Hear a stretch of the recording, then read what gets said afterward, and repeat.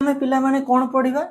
ଷଷ୍ଠ କ୍ଲାସର ଗଣିତ ବହିର ଅଭ୍ୟାସ କାର୍ଯ୍ୟ 5.2 ଅଭ୍ୟାସ କାର୍ଯ୍ୟ 5.2 ପଢ଼ିବା ପୂର୍ବରୁ ମୁଁ ତମକୁ ବୁଝେଇଥିଲି କ'ଣ?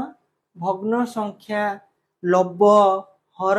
ଲବ କାହାକୁ କହନ୍ତି, ହର କାହାକୁ କହନ୍ତି, ଭଗ୍ନ ସଂଖ୍ୟା କ'ଣ କହିଥିଲି? ଯୋଉଟା ପୂର୍ଣ୍ଣ ସଂଖ୍ୟା ନୁହଁ ସେଟା ଭଗ୍ନ ସଂଖ୍ୟା। କ'ଣ? ଭଗ୍ନ ସଂଖ୍ୟା। ଦେଖେ ଧର ଗୋଟେ ଚିତ୍ରରେ ମୁଁ ବୁଝଉଛି। ଇଏ ହେଲା ଗୋଟେ ବୃତ୍ତ। ଏଇ ଯୋଉ ମଝିରେ ମୁଁ ଗୋଟେ ଗାର ଟାଣିବାକୁ ଅଧା କରିଦେବି। ଦେଖ ଅଧା କଲି। ଏଇ ଯୋଉ ଗାର ଚିହ୍ନିତ ଅଂଶକୁ ଆମେ କେମିତି ସୂଚେଇବା? ନା 1/2 ଆକାରରେ। କ'ଣ? 1/2 ଅଂଶ। ତା ମାନେ କ'ଣ? ଏ ପୁରାଟାର ଯୋଉ ଗୋଲଟା ଅଛି, ଏ ପୁରାଟାର ଅଧା ହଉଛି କୋଉଟା? ଅଧା ହଉଛି ଏଇଗୋଟା, ଏଇ ଗାର ପକାଟା। ଆଉ ଇଏ ହଉଛି ଅଧା। ମାନେ 1/2 ଆଉ 1/2 ମିଶିକି କ'ଣ ହେଇଛି? ଏ ପୁରାଟା ହେଇଛି।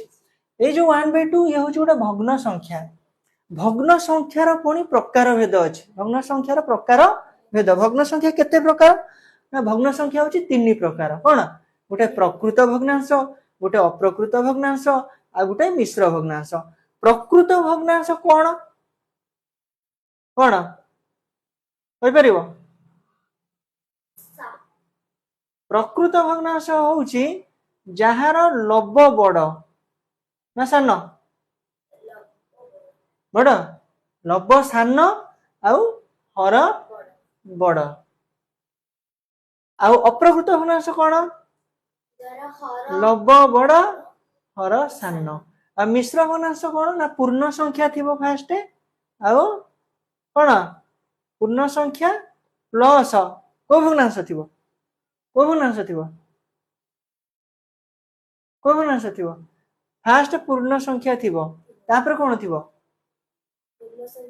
ପୂର୍ଣ୍ଣ ସଂଖ୍ୟା ଥିବ। ଦେଖେ ଏମିତି ଥିବ 2 ପୂର୍ଣ୍ଣ 3/4 ଏଇ ଟାଇପର। ତାହେଲେ ଏଇଟା କି ଭଗ୍ନାଂଶ? କି ଭଗ୍ନାଂଶ ଏଇଟା? ଲବ ଏଠି ସାନ ଅଛି, ହର ବଡ ଅଛି, ପ୍ରକୃତ ଭଗ୍ନାଂଶ। ମିଶ୍ର ଭଗ୍ନାଂଶ କଥା ଆମେ ପଛରେ ଭଲ କିନି ପଢିବା। ଫାଷ୍ଟ ଆମେ ଦେଖିବା ପ୍ରକୃତ ଭଗ୍ନାଂଶ କ'ଣ, ଅପ୍ରକୃତ ଭଗ୍ନାଂଶ କ'ଣ। ପ୍ରକୃତ ଭଗ୍ନାଂଶ ହଉଛି ଲବ ଯୋଉଥିରେ ବଡ ଆଉ ହର ସାନ। ଅପ୍ରକୃତ ଭଗ୍ନାଂଶ ହଉଛି ପ୍ରକୃତ ଭଗ୍ନାଂଶ କ'ଣ? ନା ଲବ ସାନ ଆଉ ହର ବଡ। ଆଉ ଅପ୍ରକୃତ ଭଗ୍ନାଂଶ କ'ଣ? ଲବ ବଡ, ହର ସାନ। ଗୋଟେ ଉଦାହରଣ ଦେବା। ଏଇ ଯୋଉ 1/2 ମୁଁ ଉଦାହରଣ ଦେଇଛି, ଏଇଟା ପ୍ରକୃତ ଭଗ୍ନାଂଶ ନା ଅପ୍ରକୃତ ଭଗ୍ନାଂଶ? ଅପ୍ରକୃତ ଭଗ୍ନାଂଶ। ପ୍ରକୃତ ଭଗ୍ନାଂଶ, କାରଣ ଏଠି ଲବ ସାନ ଅଛି, ହର ବଡ ଅଛି। ମୁଁ ଆଉ ଗୋଟେ ଦେବି 4/3। ଏଟା କି ଭଗ୍ନାଂଶ? ଅପ୍ରକୃତ ଭଗ୍ନାଂଶ, କାରଣ ଏଠି 4 ବଡ ଆଉ 3 ସାନ। ଯୋଉ ଭଗ୍ନାଂଶରେ ଲବ 1 ଥିବ ତାକୁ କି ଭଗ୍ନାଂଶ କୁହାଯିବ? 1 ଥିବ, ଏକକ ଭଗ୍ନ ସଂଖ୍ୟା। କ'ଣ? ଏକକ ଭଗ୍ନ ସଂଖ୍ୟା। ଏମିତି। ଆଉ ସଦୃଶ ଭଗ୍ନାଂଶ କାହାକୁ କହନ୍ତି? ଗୋଟେ ଅଛି ସଦୃଶ ଭଗ୍ନାଂଶ, ଆଉ ଗୋଟେ ଅଛି ଅସଦୃଶ ଭଗ୍ନାଂଶ। ତା ବିଷୟରେ ଆମେ ଆଗକୁ ପଢିବା। କିନ୍ତୁ ସେଟା ପଢିବା ପୂର୍ବରୁ ଆଉ ଗୋଟେ କଥା ବି ମୁଁ ତମକୁ କହିଥିଲି, ସଂଖ୍ୟା ରେଖା। କ'ଣ? ସଂଖ୍ୟା ରେଖାର ମଝିରେ କ'ଣ ରୁହେ? ଶୂନ। ଡାହାଣକୁ କ'ଣ ରୁହେ? 1 2 ପ୍ଲସ୍ କ'ଣ ରୁହେ? ବାମକୁ କ'ଣ ରୁହେ? ମାଇନସ୍ କ'ଣ ରୁହେ? ସଂଖ୍ୟା ରେଖାରେ ମଝି ପଏଣ୍ଟରେ, ମିଡିଲ ପଏଣ୍ଟରେ ଶୂନ ରହେ, ଡାହାଣକୁ ପ୍ଲସ୍ ଜୋନ୍ ଆଉ ବାମକୁ ମାଇନସ୍ ଜୋନ୍। ଆମେ ଶୂନ ଠାରୁ ଯେତେ ଡାହାଣକୁ ଯିବା ସଂଖ୍ୟା ମାନଙ୍କର ମୂଲ୍ୟ ବଢି ବଢି ଯିବ। କ'ଣ ହବ? କିନ୍ତୁ ଶୂନ ଠାରୁ ଆମେ ଯଦି ବାମକୁ ଯିବା ସଂଖ୍ୟାର ମୂଲ୍ୟ କମି କମି ଯିବ। ତେଣୁ ଭଲ କିନି ଏଠିକି ଦେଖ, ଶୂନ ବଡ ନା 1 ବଡ? 1 ବଡ। କାହିଁକି? ନା ଶୂନ ସଂଖ୍ୟା ରେଖାର ବାମରେ ଅଛି, କିନ୍ତୁ 1ଟା ସଂଖ୍ୟା ରେଖାର ଶୂନର ଡାହାଣକୁ ଅଛି।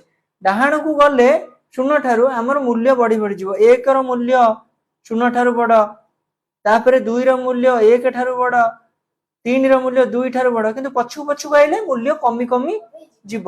0ରୁ 1 ଭିତରେ ଅସଂଖ୍ୟ ଭଗ୍ନ ସଂଖ୍ୟା ଅଛି। କ'ଣ? ଅସଂଖ୍ୟ ଭଗ୍ନ ସଂଖ୍ୟା ଅଛି। କେମିତି ଅଛି? କ୍ୱେଶ୍ଚିନ୍ ବି ଅଛି। 0ରୁ 1 ଭିତରେ 3ଟି भग्न संख्या दर्शा बा परिमेय संख्या दर्शा आमे भग्न संख्या रे गोटे लब थाए आ गोटे हर थाए पी होउची लब कोन क्यू होउची हर कोन मन रहउची टी